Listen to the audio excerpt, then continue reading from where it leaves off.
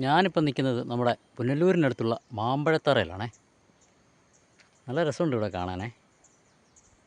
അന്യ ഒരു വൈബാണ് ഇവിടെ. എത്രമാത്രം അത് നിങ്ങൾക്ക് ഫീലാവുമെന്ന് എനിക്ക് പറഞ്ഞു തരാൻ പറ്റില്ല. പക്ഷേ നല്ല ഭംഗിയാണ്. അധികം ആൾത്തിരക്കില്ലാത്തൊരു സ്ഥലമാണ്. ആകെയുള്ളൊരു കുഴപ്പമെന്ന് പറഞ്ഞു കഴിഞ്ഞാൽ കാട്ടാനയുടെ ശല്യം കൂടുതലാണ്. ഇവിടെ വരുന്നവർ പ്രത്യേകിച്ചും വളരെ ശ്രദ്ധിച്ച് യാത്ര ചെയ്യുക.